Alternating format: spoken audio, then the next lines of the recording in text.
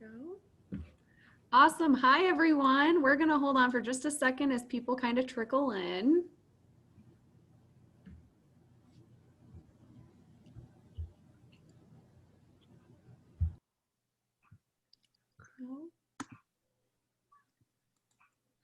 I'm not necessarily, there we go. People are starting to trickle in. Hey guys, we're going to hold on just another minute or so as people are kind of flowing in today.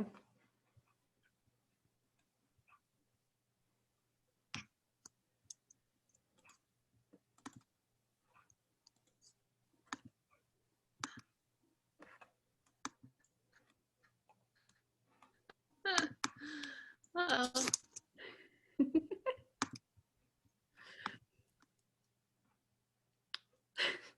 Perfect. Well, if you're ready, you were going to show a slide in the beginning. Is that right? Yes. You're muted. Just 1 second.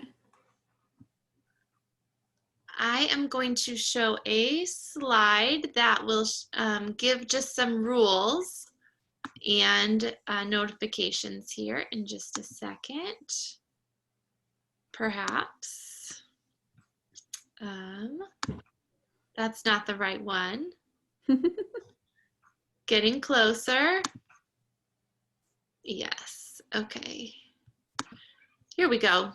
So this just has a little bit of information for how you ask questions. You'll want to use the Q&A button to type your questions to the presenters. And your camera and microphone are off. You're muted. The panelists can't see or hear you. So that Q&A button is the only thing that you can use to ask questions, but you are encouraged to use that. If they don't get to your question, they'll just follow up with you later.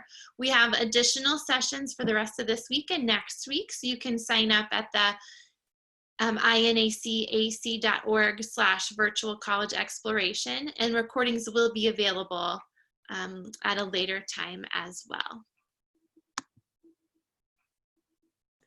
Great. Then if we're ready to go ahead and get started, we're having just a little bit of a change of plans today. So Kara and I will be with you. We actually are going to have another admission counselor, Emily, hanging out in the Q&A. So feel free to use that Q&A if you have any questions at all. And Kara and I will be handling the presentation. If Emily doesn't get to you while we're presenting, we'll make sure to get to your questions at the end. So I'm going to go ahead and share my screen with you.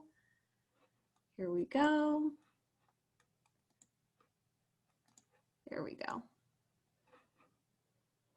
Great. Well, welcome everyone. We're really excited that you're here with us today. We just want to go ahead and tell you a little bit about Valpo University. So that is a picture of the lovely Emily that's in the chat box. My name is Kelly Eiler. I'm an admission counselor primarily in the Northwest Indiana area. My name is Kara Short, and I serve the Indianapolis area primarily, but also a little bit of Eastern Illinois.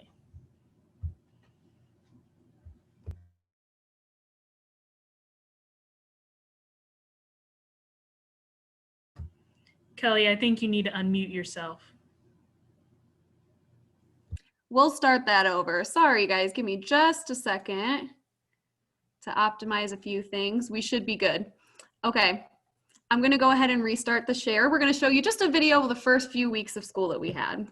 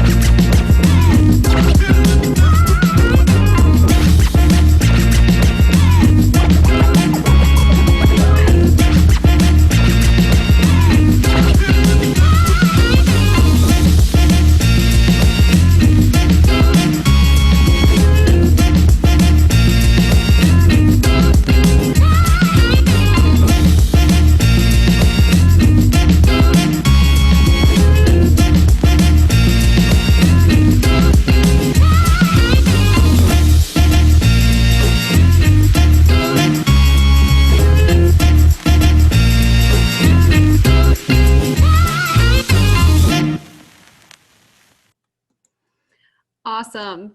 So that was just kind of the first couple weeks to give you guys a glimpse of how things have been going here on campus. We'll go ahead and move to our next slide for you to go ahead and get started. So I'm here to talk with you guys just a little bit about the history of Valpo. So some of you may know Valpo a little more than others, but Valparaiso University was founded in 1859, so it's been around for a little while. We sit on 320 acres of land. So to kind of put that in perspective, that's actually our campus in the picture right there, if you can see it. But to get from one side of campus to the other takes about 10 minutes. If you go to some of the further corners, for example, the Athletic Recreation Center, another example would be like sorority housing or things like that. It might be a touch further, but most of your major buildings are within that like 10-minute walk. But it's really nice because it's spread out enough that there's plenty of room where you can still like lay out on the lawn or do homework or play ultimate frisbee or whatever you're looking at. We are an independent Lutheran institution, and so faith life is something that's important to you. It's definitely here on our campus. However, we do welcome all walks of life and all faiths here on our campus. We actually have a higher student or Catholic student population than Lutheran population, which we'll dig into a little more later as well. We have about 3,200 undergraduate students total, and so your average class size is going to be about 21 students, and your student to faculty ratio is 11:1. So really, you're going to have that smaller community feel in a college, if that makes sense. I always explain it as we're small enough that you get to know everyone and you get to have that community feel, and you won't know everyone, but you get to know your faculty and your general classmates. And then we're big enough that we still offer like Division I athletics, sorority, fraternity life, some of those bigger school opportunities too. And lastly, I just want to talk about how we're full of traditions, truly. Some of our favorite traditions are, I love the kissing bridge. I just think it's a cute little story. We have a kissing bridge on campus that the myth about it was if you kissed while a train was going under it, it was good luck. And we still have that kissing bridge around campus. You see students propose on it sometimes, but we also have some traditions such as ringing the victory bell when you graduate, or Valpo Vibes is a good one too. We have a concert every year called Valpo Vibes where we bring in name people. I think it was last year we had AJR, we had All Time Low, and then we had Panic at the Disco before that. And we do that every year. We also have a tree lighting typically every year as well, where we shoot off fireworks and light up one of our big trees on campus, and it's a big event. So we definitely have a lot of different little events or small cute things like that kissing bridge around campus as well. So the kissing bridge would be hard to recreate because there are no longer train tracks underneath it, but you can get a little creative. So this is my favorite slide to present because I just moved here 3 months ago, and I'm myself getting to know Valpo as a town more and more. And so we are 33,000 population here at Valpo, and I'd like to say it's big enough to be considered a city, but small enough to still have that family feel. So pretty awesome there. If you're familiar with Orville Redenbacher, he is a famous popcorn guy, and he's actually from Valpo. So every year we have this cute popcorn festival where families come downtown and we all have popcorn and take pictures with his statue downtown. It's super cute. I like to describe Valpo downtown as like kind of hipstery with a lot of different coffee shops and eating places and things like that. So I think our downtown is pretty cool. We're also located in like the prime location because we're just an hour away from Chicago. So we do have a train station here that takes you straight to Millennium Park, which is really awesome. I think it costs like $8 or something like that. So pretty cheap and affordable.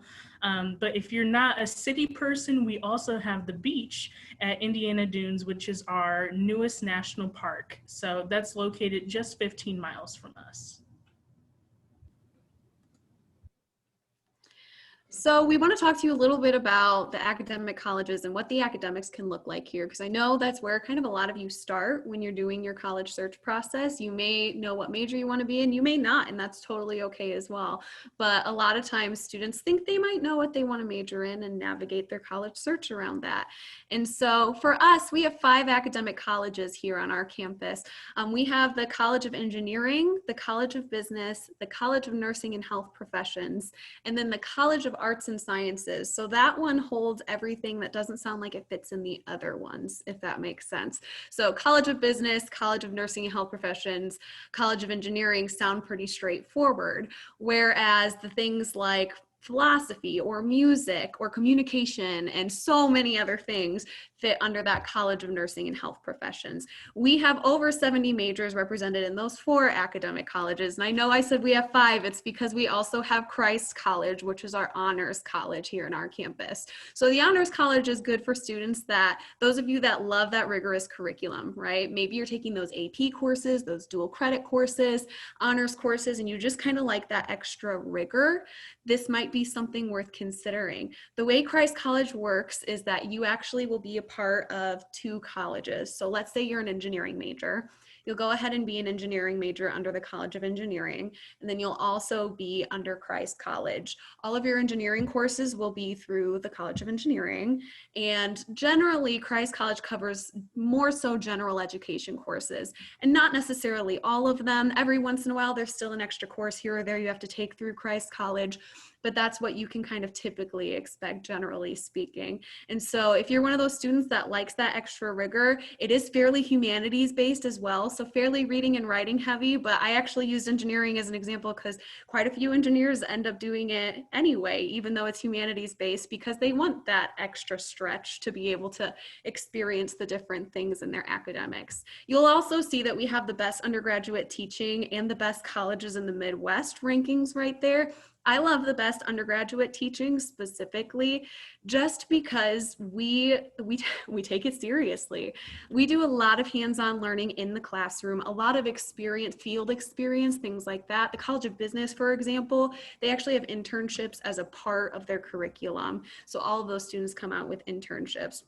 So really, we're trying to make sure that you are able to put what you are learning in the classroom to use. But with that, I think it's nice to remember that we don't have any teaching assistants at Valpo. And so what that is, some of you may be more familiar than others. Teaching assistants at some schools are graduate students that are teaching undergraduate students. At Valpo, that doesn't happen. And so you're going to be learning directly from the faculty, 90% of which have their terminal degree, whether that is a PhD or a doctorate. And those are the people you want to be learning from. And so lots of reasons I feel why we got the best undergraduate teaching, but that's just a few to kind of give you an idea.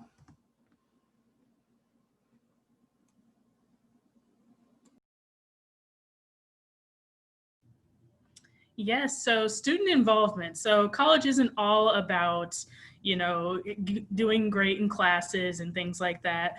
As much as academics are important, having fun is important too. So a lot of people like to say that, college is the best 4 years of your life.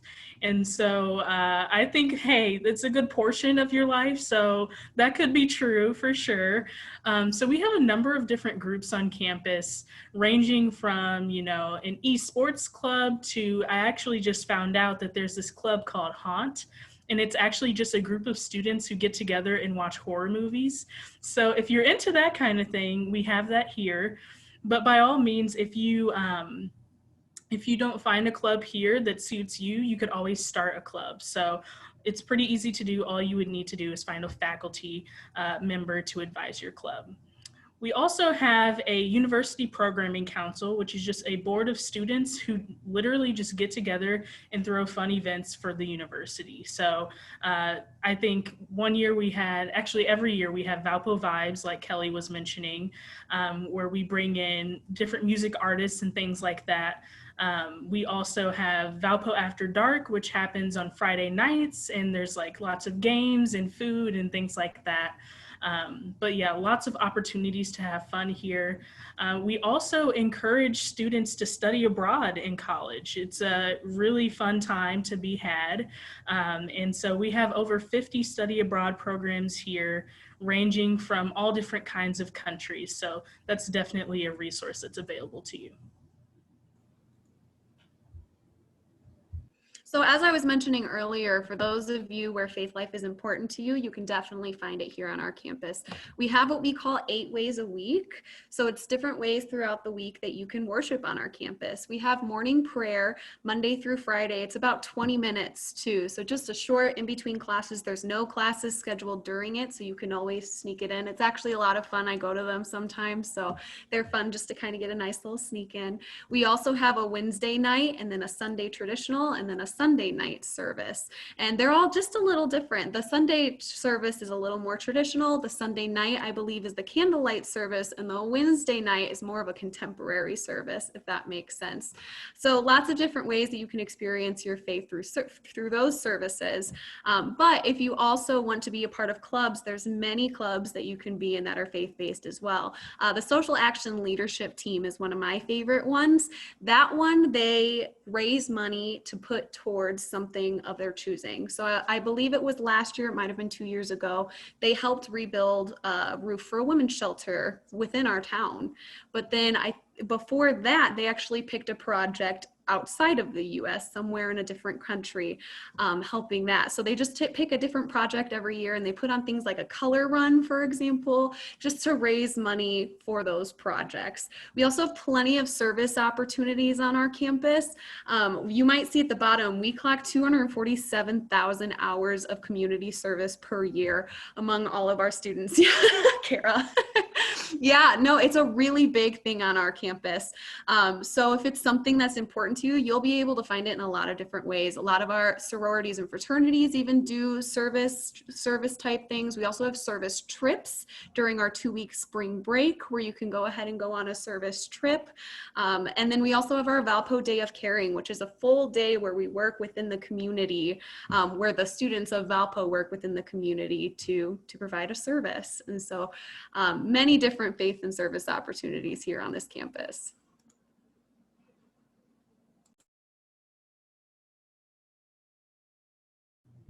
We also have a number of different fine arts opportunities on campus. So if you are artsy or musically inclined, this is the slide for you. So we have a number of different musical ensembles here. We don't have a marching band, but we do have lots of other ensembles. So don't fret, we have something for you here. We also do over 100 arts performances every year, which is really awesome. And we also have a museum on campus, which is something not a lot of schools can say, but there's a museum on campus in our Center for the Arts. And they love to house, different displays of student art, whether it be photography or paintings or anything like that. They love to do so. And so we love showcasing students' art and just the things that you all do on campus. So we love to present those to other students. I always love to add to that too, for any of you that are involved in music or theater or anything like that, you don't have to major or minor in those things here at Valpo in order to be a part of them here. And those of you that are music people, you can actually get scholarships for that too. So something just to keep in mind. So I mentioned earlier actually as well, I mentioned a lot of things we're talking about. I'm sorry, I definitely showed my hand there a little bit. We are Division I athletics, and so that can be a lot of fun. For those of you that might want to participate in Division I athletics, go ahead and start reaching out to the coaches. We have listed all of the sports that we offer here. And so for juniors and seniors, you can start reaching out to those coaches and having those conversations. Since we are Division I, sooner rather than later is is smart because we go a little quicker because we are Division I. And so you can reach out to the coaches, you can find their email online, and also I would say both, fill out a recruiting questionnaire. And that way you can just kind of supply your information to the coach. If you're having a hard time finding the recruiting questionnaire, you're welcome to reach out to your admission counselors and we can help you find it. But if you just kind of Google Valparaiso University baseball or whatever it is, you should be able to find it in one of the more tabs or the prospective student tabs up there as well. For those of you that maybe don't want to play sports, it's fun to go to. It's totally free for students to attend. And it's a lot of fun just because we are a little smaller. So you're actually watching your classmates and your friends do these things. So you definitely know the people that are a part of these programs. And with that, it's fun because we actually are on ESPN3 as well. So for our basketball games, for example, you can get in for free. Sometimes they give out free things, free pizza, free t-shirts. They have like random free nights sometimes, lots of fun. It's broadcasted on ESPN3, which all of that is actually run by students as well. So students are the ones video recording all of it and working through all of that technology, working with the ESPN tech to do all of it. So it's definitely just fun to be able to experience that Division I life, but in a fun way, it offers that little extra piece of experience too.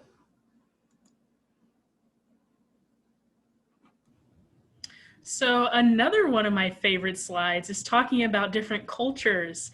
So we have the Office of Multicultural Programs here at Valpo, and honestly, they're an amazing office. Literally, their job is just to throw like programs dedicated to showing different types of cultures and things like that. So we do have something called the Gandhi King Center, and that's where our offices are housed.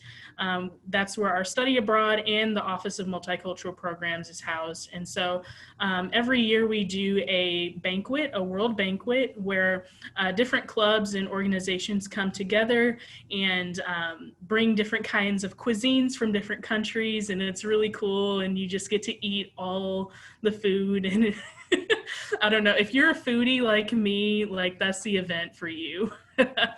So different kinds of things like that. We also have a number of different multicultural student organizations ranging from, Alliance with the LGBTQ community to, our Asian American student organization as well. So lots of different things that you can get involved in with different cultures on campus. So as far as residence life, like actually living on the campus, right? We have 3 freshman residence halls that all of the freshmen live in. They're all pretty standard and fairly similar. A couple have sinks, one doesn't, one has movable furniture, but as far as square footage and how they're set up, very similar. After your freshman year, that's when different opportunities or different housing opportunities start opening up. So we have doubles, triples, and quads, which refers to the number of students living in the room, doubles, triples, quads. And then we also have suite style. And so you might have 2 bedrooms sharing a common space, if that makes sense, that share that common space in between the bedrooms. And then we also have sorority or fraternity housing. We have apartment housing, and we have what we call living learning communities. I think living learning communities are so much fun. So what they actually are is, imagine like a floor of a residence hall, or even half a floor, just a section of a residence hall will be a part of a living learning community. So for example, for freshmen, we have a healthy wellness and fitness one, right? So if you decide to live in the healthy wellness and fitness floor, then you'll have somebody overseeing it, setting up, I don't know, workouts or healthy type events that you can do. There's also an academics one where they may set up study tables and things like that. And there's also a cultural awareness one too. And so it's a really great way to just be around a community of people that are also interested in the same things as you. My favorite one is actually the German house, which after your freshman year you can consider, because you can eat, drink, breathe, speak all the German that you want and just kind of really take in that German culture. And so as far as living on campus, we have a 30-mile commuting radius. Now, if you're 31 or 32 miles, you may have to fill out a form, but that's okay. So as long as you're within just about that 30 miles, you can usually commute. And then we do require 6 semesters for students to live on campus. And so you do have to live on it through your junior year. But as I was saying, that's the really great part of having the apartment living or sorority fraternity housing or things like that. Because if you're kind of trying to expand outside of the dorm life, you can experience apartment life instead.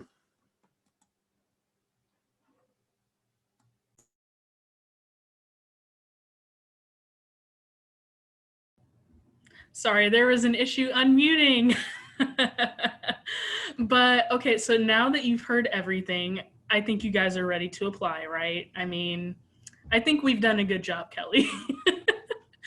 So our application is free. We are on the Common App, or we do have our own application on our website. We really don't have a preference. I typically advise students, if you're applying to more than a couple colleges, go ahead and use the Common App, just because it's a little easier and it's like a one-stop shop. This year we announced actually that we are test optional, so yay. I know it's probably a miracle by now if you've been able to take a test, but in light of COVID, we have decided to go test optional, which just means you don't have to submit your test scores if you don't want to. But by all means, if you do feel like really confident about your test scores, go ahead and brag to us and send them to us. We'll look at them for you. And so, yeah, feel free to add supplemental documents such as a personal statement or an essay, as well as letters of recommendation. Those really help us to get to know you better. And it makes it a little bit more personable when we're reading applications. And it's not just, you know, me reading an application of someone who I don't know. So I always recommend submitting an essay. It just really helps us to get to know you a little bit better. And now, in regards to admission, we are a rolling admission school, which means that you can apply at any point and we read applications as they come in. However, we do have a scholarship priority deadline of November 1st, just so that you can get the maximum consideration of aid that's available to you. But again, you can apply at any point in time. It's just certain things like departmental scholarships that are usually considered around that November 1st deadline. And then let's talk a little financial aid. So I'm going to try and lay it all out for you in order so you kind of have a framework of how it's all going to pan out. Financial aid, the first thing that you would get is merit awards. And so when you apply, you are automatically considered for merit scholarships. About 2/3 of our students actually get merit scholarships. And those range from $22,000 to $27,000. And so if you're admitted and you get a merit scholarship, it'll actually come with that admit letter. So you'll have it right in the packet there. And you also have the possibility for departmental scholarships from $1,000 to $3,000 as well. And then on top of that, departmental scholarships can come in 2 waves depending on what your major is. And so you may get that departmental scholarship with that merit scholarship, or engineering, for example. I know they're my favorite, I'm sorry. Just because I'm also the liaison, they're not actually my favorite. But engineering, for example, they have engineering scholarships that they'll extend invitations out to students to apply. And so that's kind of the second layer of departmental scholarships that you can get. And so some majors do have that. Keep in mind that we will always reach out to you. And so you don't have to go digging. You don't have to try to find these scholarships. We will either just give it to you, like the merit scholarship, or we will extend an invitation to you to apply for it. So you will know either way. So just keep an eye on your email as you're kind of going through this process. With that, the FAFSA is already open October 1st. And so some of you may have already filed it at this point. Some of you may have not. You have plenty of time. In Indiana, you have until April 15th to go ahead and get that in. But I always suggest trying to get it done a little sooner rather than later. My suggestion is usually try to get it done by the end of December if you can, just because we start pushing out our financial offers, our full financial offers with everything on it, usually the beginning of January. And those financial offers, it'll list out that merit scholarship, any departmental scholarship you got, as well as once we have the FAFSA, we can consider you for state aid, for federal aid, and also for institutional gift aid. So that's just money that Valpo has given you. And that is partially based on financial need and partially based on merit too, though. So for those of you that think, oh, I may not get anything from the FAFSA, filing the FAFSA allows us to consider you for that extra gift aid. So I highly want to encourage it, even if you just do it for that first year. And then altogether, on average, students get about $32,000 in average aid from us. And so if you've looked online and you've seen, Kara, so if you've looked online and you see a rather large sticker price, we give you a lot of scholarships on the back end to make it a little more comparable to what you might see from other schools. So it is that $32,000 in average aid per year on average for each individual. So that's pretty much everything we have for you today. And so I do want to encourage you all, we will open it up for questions here in just a sec, so hang tight. But you'll also see that we have all of our social media posted up on this page. And so please follow us. It's a great way just to kind of get to know who we are and what we've got. The last one is called ZME. You may not recognize it, but this little orange one on the right side, ZME is really great for colleges. And it's a really great way just to get to know us. We have student ambassadors that are on it posting videos and pictures. I actually posted a video the other day about the FAFSA, so if you really feel like learning a little more, I feel like I said most of what I said here there, so it's okay.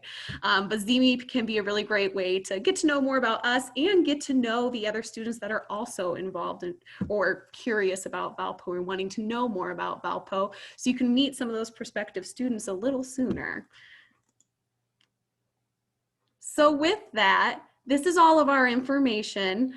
Please feel free to take a picture if you need so that you have our email addresses. You can reach out whenever you have questions at all. But otherwise, what questions do you all have?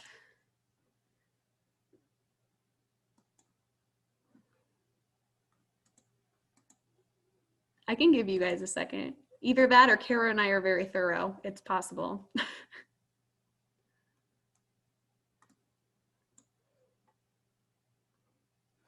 Let's see, are there scholarships for children with disabilities? There's nothing specific that Valpo has that I am aware of. I don't know, Kara, if you know anything different, but specifically from Valpo, I don't believe we have anything along those lines. Does that sound right to you? Yeah, I would also say that brings up a good point. Outside scholarships are highly encouraged.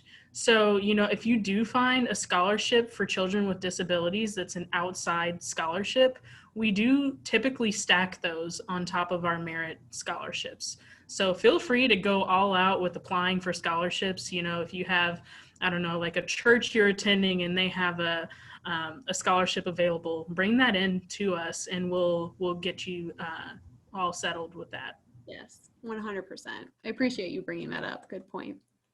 I'm not sure if my mic is working, but hi, I'm Emily from the chat. I'm currently sitting next to my Wi-Fi router, but I also just wanted to make a quick note too with financial aid is that on our financial aid website, we have a really great list of a bunch of different outside scholarship websites that are all legit, they're all verified, so you don't have to go through and search the whole internet yourself to find those kind of verified websites. So just a quick note. I appreciate that. Thank you, voice from above. Let's see, it looks like we have another question. Because there is no deadline for application, will it be easier to be admitted if my daughter applies earlier? So generally, no. November 1st is kind of the safe date to keep in mind for that.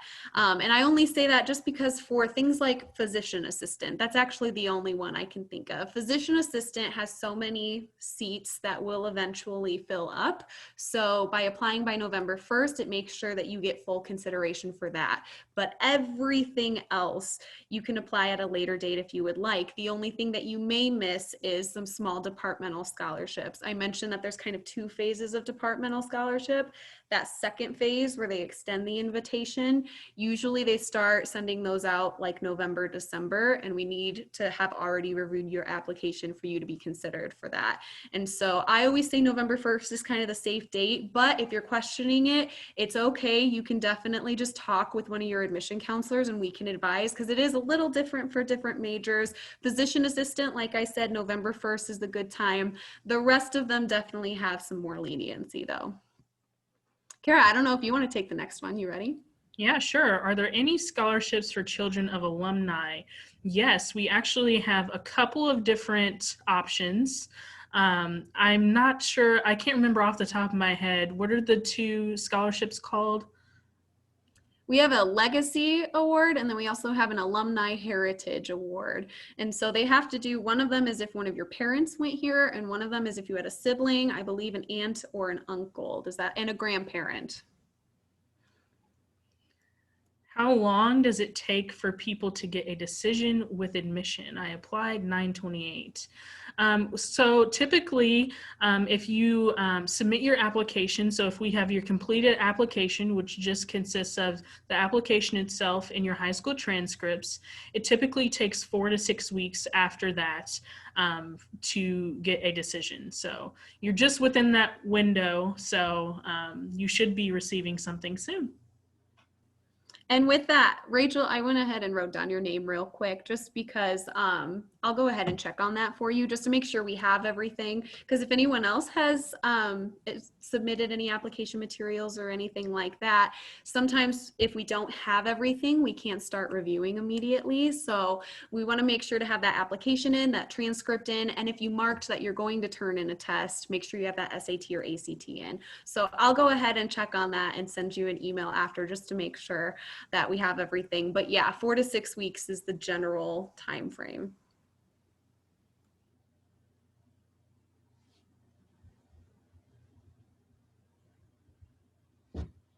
Do we need letters of recommendation? Do you want to tackle that, Kelly? I'd love to. So the answer is no, they're not required, but yes, we appreciate them. And so I usually say, especially this year, Kara was talking about the supplemental materials that can be helpful. The essay and the letters of recommendation can be really good just to kind of help us get to know more about you. And the letters of recommendation are a great way to see your high school successes, if that makes sense. Because you can have, whether it's a coach or a pastor or a teacher or really anyone, go ahead, other than family, stay outside of your own family if you can. But otherwise, you can have a lot of different mentors. Go ahead and give them to us. And truly, we don't need more than maybe 1 or 2 of them. You don't need to send us 7. Honestly, we look through a lot of things and 7 might be a lot for us to flip through, but 2 would be perfect just to kind of get, again, that snapshot of your success in high school. So I would highly encourage it, even though it's not required.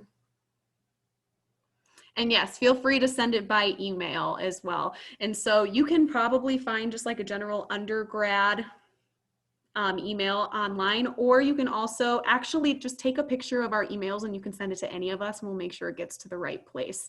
And so you can send it to any of us and it'll be good. Good questions, everyone. What else?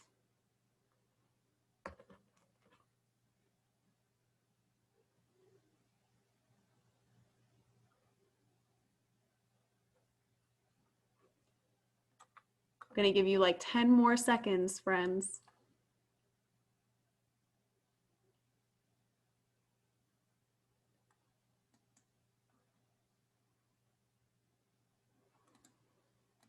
All right.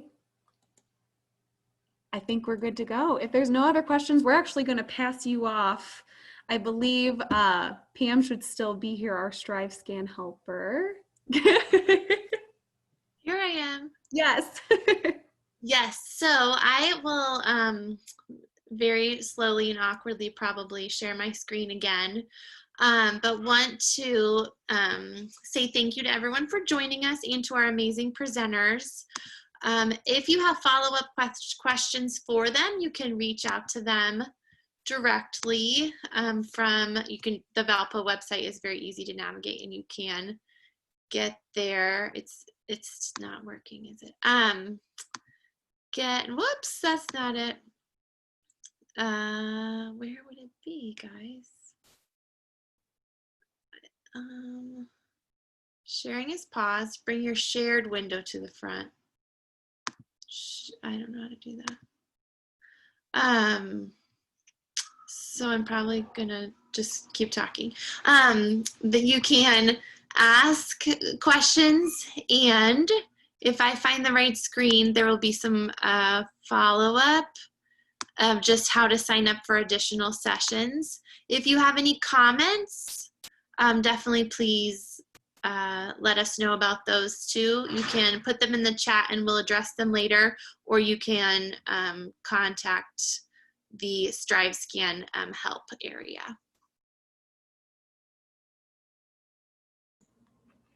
Great. Well, thank you everyone for coming and joining us today. We hope you have a good one.